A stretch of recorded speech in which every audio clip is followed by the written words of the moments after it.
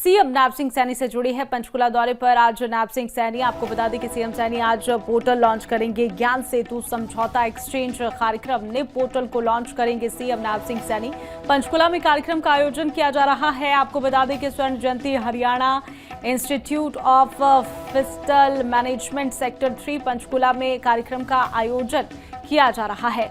तो खास जानकारी आपको दे रहे हैं, सीएम नायब सिंह सैनी आज पंचकुला दौरे पर रहेंगे, पोर्टल लॉन्च करने जा रही हैं। आज नायब सिंह सैनी ज्ञान सेतु समझौता एक्सचेंज कार्यक्रम में भी शिरकत करेंगे। आपको बता दें कि यहां पर पंचकुला दौरे पर आज सीएम नायब सिंह सैनी रहने वाले हैं। निप पोर्टल को आज लॉन्च करेंगे सीएम नायब सिंह सैनी। तो आज का दौरा उनका खास है पंचकुला का। पंचकुला में कार्यक्रम का आयोजन किया जा रहा है जिसमें संबोधन करेंगे सीएम नायब सिंह सैनी। वहीं अगली खबर सिरसा से है। सिरसा में विपक्ष पर बरसे हैं शिक्षा मंत्री। मनरेगा का विरोध कर रहे हैं, विपक्ष पर बरसे महिपाल ढांडा। आपको बता दें कि इस विधेयक से मजदूरों को लाभ मिलेगा। ढांडा ने कहा है योजना का केंद्र सरकार ने विस्तार किया है। कांग्रेस ने जनता को गुमराह करने का काम किया। कांग्रेस ने कभी भी मजदूरों और किसानों के लिए नहीं किया काम, ये भी महिपाल ढांडा ने कहा है। तो देखिए, मनरेगा पर उनका भी बयान सामने आया है। सिरसा में विपक्ष पर खूब बरसे हैं शिक्षा मंत्री महिपाल ढांडा।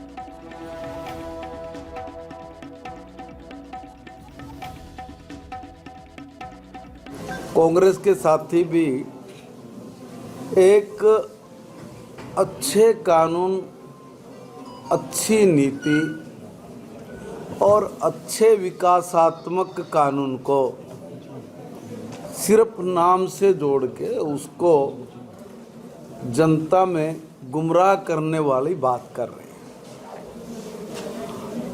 और कल परसों में एक प्रेस कॉन्फ्रेंस सुन रहा था तो उसमें वो कह रहे थे कि भाई भगवान राम जी को किससे प्रेम नहीं है, उनके नाम पे रखना था तो फला कर लेते, ये कर लेते। मैं उनको बताना चाह रहा हूँ कि भी आप ही की सहमति हो या असहमति हो, मगर जहाँ आप बैठते हैं वहीं पर वो कानून बना है, संसद में ही। तो बकायदा उसका नाम है विकसित भारत गारंटी फॉर रोजगार एंड आजीविका मिशन। इसकी जो फॉर्म बनती है वो VBG राम जी बनती है। अब इसमें ये किसने कहा कि राम जी के नाम पे रखना है, राम जी के, मगर राम राज्य जैसी सुविधाएं हो, व्यवस्थाएं हो, इसमें उसका प्रावधान। अब एक बात समझ में नहीं आती कि जहाँ मजदूर को, श्रमिक को ज़्यादा काम दिया जाए उसका विरोध कर रहे हैं, या कम काम उनको मिले इसको सपोर्ट कर रहे हैं। एक बार जरा कांग्रेस इतने बड़े लेवल पर एक हल्ला मचा रही है, झूठ बोलने का प्रोपगंडा रच रही है, वो ये बताए कि भाई आपने जो रोजगार दिया वो 100 दिन का दिया। कांग्रेस के साथी भी एक अच्छे कानून, अच्छी नीति। वहीं हरियाणा एसटीएफ की टीम को बड़ी कामयाबी मिली। आपको बता दें कि गैंगस्टर अमन बैंसवाल अमेरिका से डिपोर्ट किया गया है। अमेरिका से डिपोर्ट कर भारत वापस लाया गया गैंगस्टर। बड़ी जानकारी सामने आई है। अपना अलग गिरोह चलाता था अमन बैंसवाल, जिसको लेकर यह जानकारी सामने आ रही है। डिपोर्ट कर लाया गया है भारत। रोहित गोदारा गैंग से भी अमन के जो संबंध है, अमन के तार वहां तक जुड़े थे। कई मामलों में 10 गंभीर आपराधिक मामले जो है उसके खिलाफ दर्ज थे। मैं आपको बता दें कि यहां पर फर्जी पहचान पर पासपोर्ट बनवाकर 20 जून 2024 को देश से फरार हुआ था आरोपी के खिलाफ लुक आउट सर्कुलर और इंटरपोल रेड कॉर्नर नोटिस जारी किया गया है। तो देखिए, बड़ी जानकारी सामने आ रही है। डिपोर्ट कर अब भारत लाया गया है। कहीं ना कहीं गैंगस्टर अमन बैंसवाल अमेरिका से डिपोर्ट कर वापस लाया गया है। हरियाणा एसटीएफ को ये बड़ी कामयाबी हाथ लगी है। एक अमन बैंसवाल गांव है इसका नाम अमन कुमार है, जो जो एक गैंग है उससे बिलोंग करता है, जो रोहित गोदारा एक फ्यूजिटिव है, उस गैंग से बिलोंग करता है और इसको आज यूएसए से डिपोर्ट करवाया है और इसको दिल्ली एयरपोर्ट से गिरफ्तार करके हमारा टीम लेके आ रहे हैं। इसके खिलाफ 10 मुकदमे दर्ज है, जिनमें से 6 ये फॉरेन जाने के पहले दर्ज हुए हैं, जिनमें से 2 हत्या के केस है और 2 अटेम्प्ट टू मर्डर्स भी है और भी केसेस है। एक अमन बैसवाल गांव है इसका नाम। तो अब बात कर लेते हैं हरियाणा में मौसम की। हरियाणा में ठंड काफी बढ़ गई है, शीतलहर से कंपा गया है प्रदेश में लगातार ठंडी हवाएं चल रही है। 12 जिलों में कोल्ड डे का अलर्ट है। आपको बता दें कि सर्द हवाओं ने कंपी बढ़ा दी है लोगों की। दिन में रात की तरह ठंड बढ़ गई है और वहीं कोल्ड डे का भी अलर्ट है। नारनौल में लगातार अपना रुद्र रूप सर्दी दिखा रही है। न्यूनतम तापमान जहां 3 से 5 डिग्री सेल्सियस के बीच में बना हुआ है, तो वहीं पर अधिकतम तापमान की अगर बात करें तो 13 से 15 डिग्री सेल्सियस के बीच में ये तापमान रहा है। वहीं बढ़ती ठंड के साथ अब कोहरे ने भी दस्तक देना शुरू कर दिया है। ये कोहरा इस समय फसलों के लिए तो काफी फायदेमंद है, काफी फायदेमंद बताया जा रहा है। तो वहीं कोहरे के चलते वाहनों की रफ्तार जो है उस पर जरूर कहीं ना कहीं ब्रेक लगी है।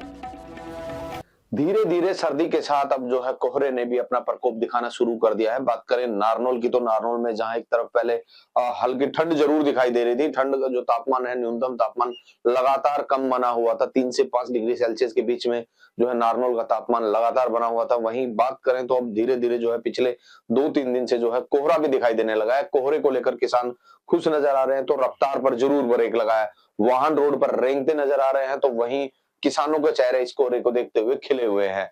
मौसम विभाग की माने तो आने वाले समय में हल्की बारिश भी हो सकती है और बारिश की संभावना के चलते किसान खुश नजर आ रहे हैं। अगर बारिश होती है तो इस समय की जो फसल है, मुख्य रूप से यहाँ पे गेहूं और जो सरसों है, उसके लिए काफी फायदेमंद साबित होगी। ऐसे में प्रशासन द्वारा भी लगातार जो है एडवाइजरी जारी की जा रही है, ताकि कोहरे के समय होने वाली दुर्घटनाओं से बचा जा सके। कोहरे के समय में एक्सीडेंट की संभावनाएं जो बढ़ जाती है, उसको लेकर जिला प्रशासन लगातार सजग नजर आ रहा है और लोगों को जागरूक करता नजर आ रहा है कि वाहन चालकों को जो है बताया जा रहा है कि वो अपनी पार्किंग लाइट जलाकर चले, स्पीड पर नियंत्रण रखे। तो वही जो रोड है उन पर सफेद पट्टियां और जो है लाइटें लगाई जा रही हैं, ताकि वो अंधेरे में रोड की दिशा बता सकें। लिविंग इंडिया के लिए गुलशन यादव, नारनौल। धीरे धीरे सर्दी के साथ अब वहीं अगली खबर कुरुक्षेत्र से है। कुरुक्षेत्र के खरिंडवा गांव का सरपंच गिरफ्तार हो गया है। आपको बता दें कि फर्जी मार्कशीट लगाकर जीता था 2022 का चुनाव, ये बड़ा खुलासा हुआ है। साथ ही प्रत्याशी ने उपायुक्त को इसकी शिकायत दी थी। पवन कुमार ने चुनाव हारने वाले संजीव ने यहां पर शिकायत की थी। आपको बता दें कि उपायुक्त की जांच पड़ताल के बाद दोषी पाया गया फर्जी सरपंच। कुरुक्षेत्र में 10वीं की फर्जी मार्कशीट पर चुनाव लड़ने के आरोप जो है सरपंच पर थे। पुलिस ने गिरफ्तार सरपंच को कर लिया है। आरोपी सरपंच ने खुद को बचाने के लिए सेशन कोर्ट से लेकर सुप्रीम कोर्ट तक खुद को बचाने की कोशिश की, लेकिन नाकाम रहा और सुप्रीम कोर्ट ने भी उसके केस की यहां पर पूरी तरह से इस केस को डिसमिस कर दिया गया है सुप्रीम कोर्ट की तरफ से भी। शाहबाद के खरिंडवा गांव का यह मामला है, जहां पर एक शख्स जो पढ़ा लिखा नहीं था, 10वीं की भी फर्जी मार्कशीट बनाकर उसने चुनाव जीता था। गांव खरिंडवा का एक सरपंच था, जिन्होंने पीछे पंचायत के इलेक्शन में जाली डीएमसी यूज करके और इलेक्शन चुनाव जीता था। फिर उस डीएमसी की जांच हुई थी, उस जांच के ऊपर वो डीएमसी जाली पाएगी। उसको पंचकूला सीबीएसई बोर्ड वहाँ से भी वेरीफाई कराया गया, वहाँ से वो जाली पाएगी थी, जिसके संबंध में एफआईआर दर्ज की गई थी। और एफआईआर दर्ज करके सरपंच को 5 तारीख को अरेस्ट किया गया था। 2 दिन का पुलिस रिमांड लेके आज उसको मान्य अदालत में पेश करके जुडिशल में छोड़ा गया। कोर्ट का भी सहारा लिया, लेकिन वहां से भी रिजेक्ट हो गई। हाँ, पहले उसने कोर्ट का भी सहारा लिया था, बेल एप्लीकेशन के लिए माननीय हाई कोर्ट भी गया था, लेकिन वहां से भी बेल। वहीं अब खबर है फरीदाबाद से। फरीदाबाद में प्रशासन का एक्शन देखने को मिला है। आपको बता दें कि एक्शन मोड में नजर आया है प्रशासन। यहां पर टाउन एंड कंट्री प्लानिंग विभाग की कई एकड़ में फैले अवैध कॉलोनी में तोड़फोड़ की गई है। भूमाफिया जनता को गुमराह कर अवैध कॉलोनी में प्लॉट देकर उन्हें झांसा देने का काम किया जा रहा था। विभाग की तरफ से लगातार लोगों को जागरूक भी किया जा रहा है, अवैध कॉलोनियों में जमीन न खरीदे। विभाग की तरफ से अवैध कॉलोनी काटने वाले डीलरों के खिलाफ भी विभाग की तरफ से कार्रवाई की जा रही है। तो वहीं पर प्रशासन का पीला पंजा भी अवैध कॉलोनियों पर चला है और कहीं ना कहीं सबक भी है उन लोगों के लिए जो बिना जांच पड़ताल किए इस तरीके से अपने जो पैसे हैं वो वेस्ट कर देते हैं। तो देखिए कहीं ना कहीं इस तरीके के हालात हो जाते हैं। पूरा मकान धराशायी कर दिया गया है, प्रशासन का पीला पंजा चला है। अवैध कॉलोनियां डीलर्स बेच भी देते हैं और बड़ी बात यह है कि लोग खरीद भी रहे हैं, जिसको लेकर लगातार प्रशासन समय समय पर लोगों को अलर्ट भी करता रहता है कि किसी भी फर्जीवाड़े में ना आए।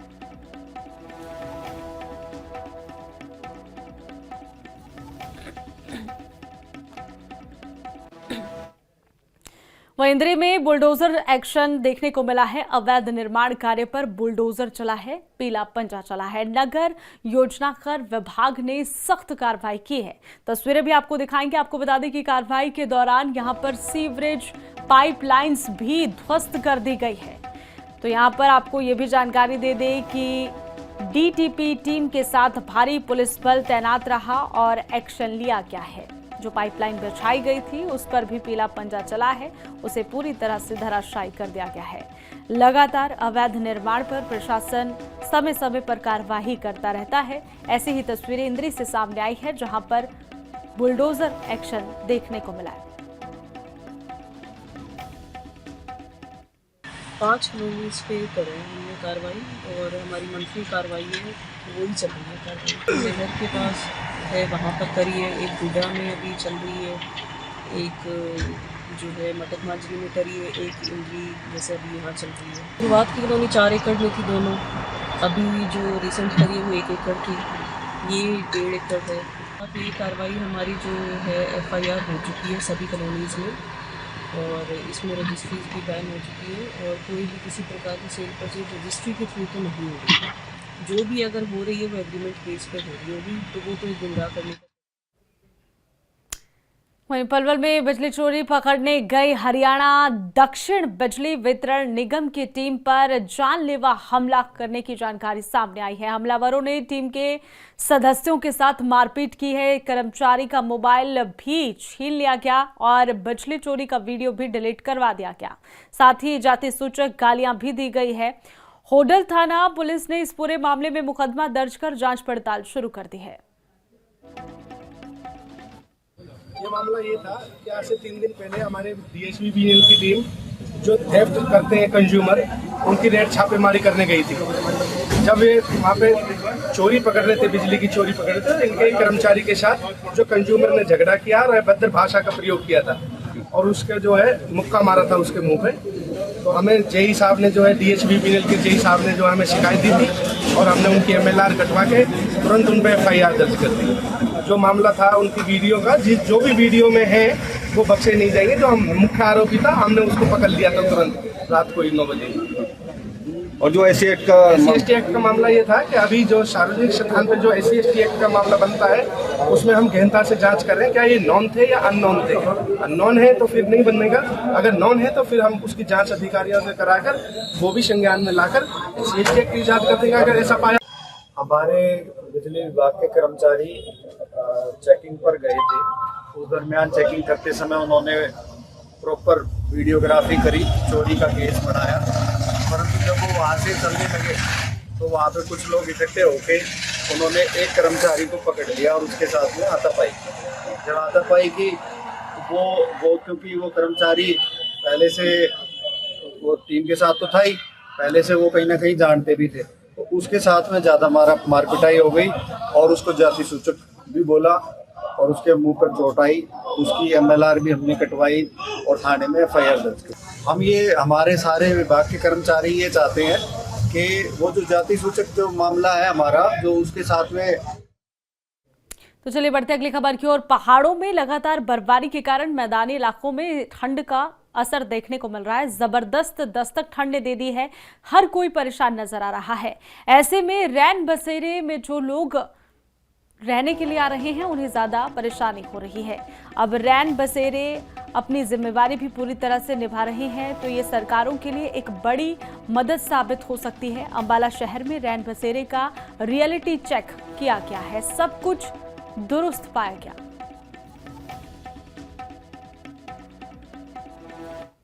ये नगर सेवा संघ रजिस्टर्ड संस्था है, पिछले 30 साल से जो एक्टिवली सामाजिक कार्य कर रही है। तो जैसे जैसे जब भी हमें सेवा का मौका मिलता है तो हम हर बारी इसकी सेवा जो है गरीब लोग हैं या जो बाहर हमें कोई भी ठंड में सोया मिलता है तो उसको मुहैया कराने के लिए यहाँ पे रैन बसेरा जो है काफ़ी समय से और काफ़ी सालों से जो है वो एक्टिवली चल रहा है, जिसमें रजाई, गद्दा और कंबल जो है सब सुविधा उपलब्ध कराई जाती है और इवन चाय, पानी और खाने की भी जो है सुविधा यहाँ पे फ्री ऑफ कॉस्ट उपलब्ध करवाई जाती है। ये नगर सेवा संघ रजिस्टर्ड।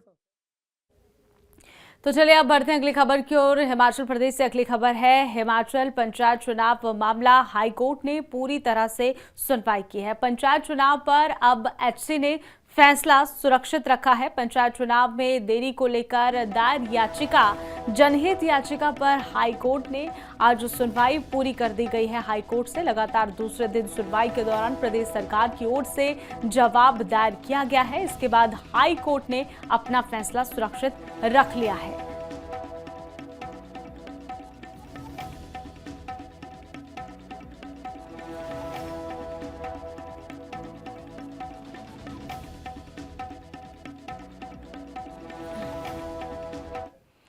वहीं अगली खबर कांगड़ा से है। कांगड़ा में हुई सड़क सुरक्षा समिति की खास बैठक। आपको जानकारी दे दी कि राष्ट्रीय सड़क सुरक्षा माह के तहत आयोजित यहां पर हर महीने आयोजित की जाती है और अतिरिक्त उपायुक्त ने इस बैठक की अध्यक्षता की है। सड़क दुर्घटनाओं में कमी लाने पर भी जोर दिया गया है। उपायुक्त ने यहां पर जानकारी दी है, हादसों को कम करना प्रशासन की सर्वोच्च प्राथमिकता है।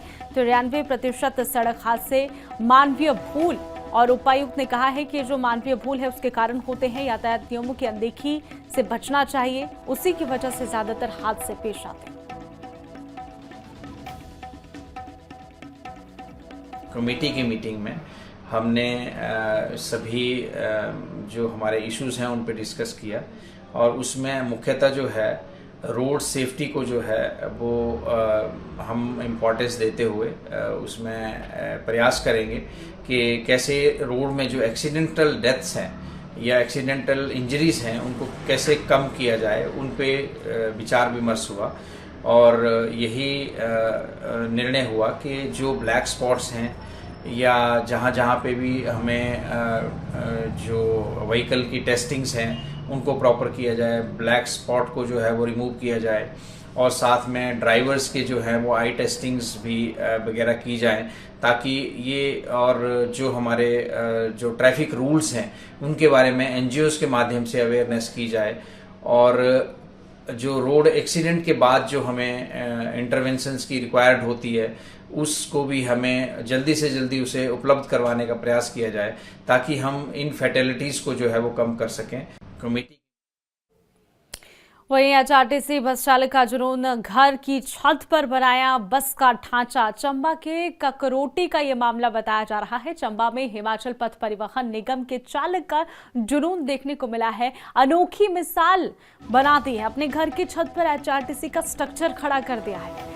आपको बता दें कि इसमें घर की छत पर एचआरटीसी बस नुमा कमरा तैयार कर अनूठी पहल की गई है। ये प्रेरणादायक दृश्य है, चंबा के ककरोटी में देखने को मिल रहा है, जहां पर एचआरटीसी बस चालक ने बस के प्रति दीवानगी लोगों के लिए प्रेरणा बन गई है। चालक ने अपने घर की छत पर लकड़ी और टीन से यहां पर हूबहू सरकारी बस का निर्माण कर डाला है। ये तस्वीरें आप देखिए, घर की छत पर ऐसा लग रहा है कि मानो कोई बस खड़ी हुई है।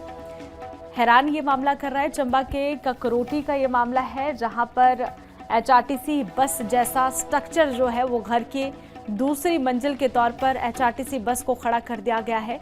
ये पूरा स्ट्रक्चर बनाया गया है लकड़ी और टीन की मदद से। एक कमरा तैयार किया गया है बिल्कुल एचआरटीसी की तरह। घर के नीचे से सीढ़ियां हैं और ऊपर एंटर करते हैं तो लगता है कि दूसरे कमरे में जा रहे हैं, लेकिन दूर से देखेंगे तो ऐसा प्रतीत होता है जैसे एचआरटीसी बस घर के ऊपर खड़ी है। वहीं हाईकोर्ट से धमकी, आपको बता दें कि हाईकोर्ट को मिली है बम से उड़ाने की धमकी। बड़ी जानकारी सामने आ रही है, मौके पर पहुंचा बम निरोधक दस्ता। इस वक्त की बड़ी जानकारी आपको लिविंग इंडिया न्यूज पर दिखा रहे हैं। बम से उड़ाने की धमकी मिली है हाईकोर्ट को, बड़ी जानकारी। मौके पर बम निरोधक दस्ता पहुंच चुका है। आपको बता दें कि ये बड़ी जानकारी सामने आ रही है, बम से उड़ाने की धमकी मिली है। तो बम से उड़ाने की धमकी दी गई है, मौके पर बम निरोधक दस्ता भी पहुंचा है। आपको बता दें कि यहाँ पर हाईकोर्ट को बम से उड़ाने की धमकी मिली है। बड़ी जानकारी सामने आ रही है इस वक्त की। मौके पर बम निरोधक दस्ता भी मौजूद है और जांच पड़ताल की जा रही है। बम से उड़ाने की धमकी दी गई है। तो देखिए, इस तरीके की जो धमकियां हैं वो आए दिन मिलती रहती है। अब यहाँ पर हाईकोर्ट को उड़ाने की धमकी दी गई है, बम से उड़ाने की धमकी मिली है। लिविंग इंडिया न्यूज पर ये एक्सक्लूसिव जानकारी, बड़ी खबर आपको दे रहे हैं। मौके पर बम निरोधक दस्ता पहुंचा है। तो ये देखिए, तस्वीरें भी आपको दिखा रहे हैं हिमाचल प्रदेश से। हिमाचल हाईकोर्ट को धमकी दी गई है। इस खबर पर ज्यादा जानकारी के लिए हमारे साथ शिमला से संवाददाता युवराज जुड़ चुके हैं। युवराज, क्या कुछ जानकारी इस खबर को लेकर? बम से उड़ाने की धमकी दी गई है हाईकोर्ट को, पूरी जानकारी क्या है? जी हाँ, बिल्कुल।